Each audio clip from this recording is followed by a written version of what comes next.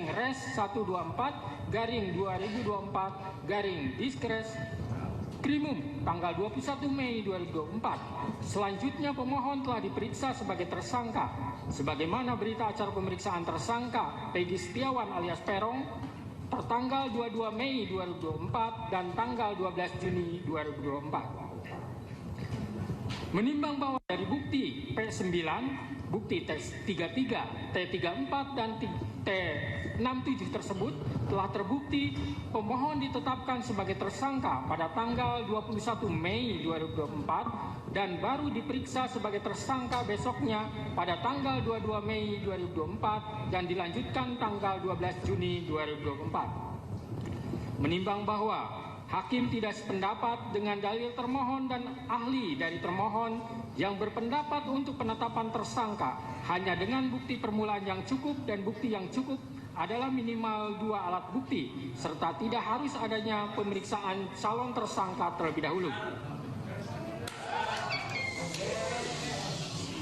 Menurut hakim, penetapan tersangka tidak hanya dengan bukti permulaan yang cukup dan bukti yang cukup adalah minimal 2 alat bukti, tetapi juga harus diikuti adanya pemeriksaan calon tersangka terlebih dahulu.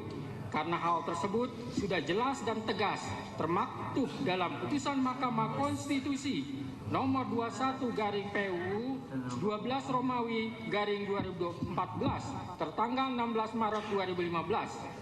Telah memberikan syarat tambahan bahwa selain 2 alat bukti harus dilakukan pemeriksaan terhadap calon tersangka terlebih dahulu.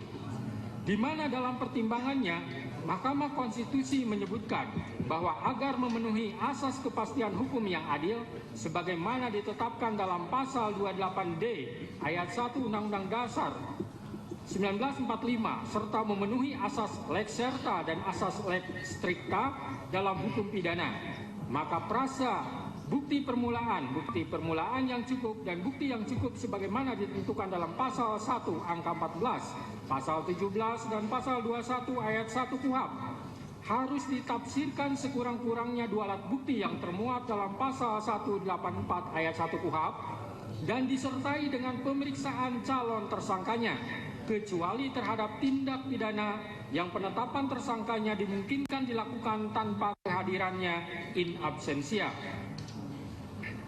Menimbang bahwa pemeriksaan calon tersangka walaupun tidak dicantumkan dalam amar putusan, melainkan dibunyikan dalam pertimbangannya, akan tetapi putusan Mahkamah Konstitusi tersebut bersifat final dan mengikat, maka sepatutnya isi putusan seluruhnya harus dipatuhi terlebih lagi oleh penegak hukum. Menimbang bahwa keharusan adanya pemeriksaan calon tersangka di samping minimum 2 alat bukti tersebut semata-mata bertujuan untuk memberikan transparansi dan perlindungan hak asasi seseorang agar sebelum ditetapkan sebagai tersangka sudah dapat memberikan keterangan yang seimbang dengan minimum 2 alat bukti yang sah yang telah ditemukan oleh penyidik. Menimbang bahwa oleh karena sebagaimana fakta di persidangan tidak ditemukan bukti satupun yang menunjukkan bahwa pemohon dalam penyidikan yang dilakukan oleh termohon pernah dilakukan pemeriksaan sebagai calon tersangka sebelum ditetapkan sebagai tersangka oleh termohon, maka menurut hakim penetapan tersangka atas pemohon haruslah dinyatakan tidak sah dan dinyatakan batal demi hukum.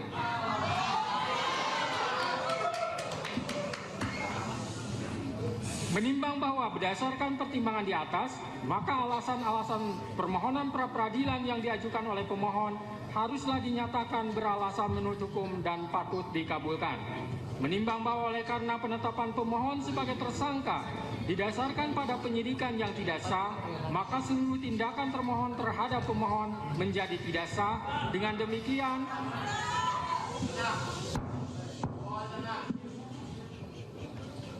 Dengan demikian petitum dalam permohonan pra-peradilan pemohon secara hukum dapat dikabulkan untuk seluruhnya. Menimbang bahwa oleh karena permohonan pra-peradilan pemohon telah dinyatakan dikabulkan untuk seluruhnya, maka biaya yang timbul dalam perkara ini dibebankan kepada negara.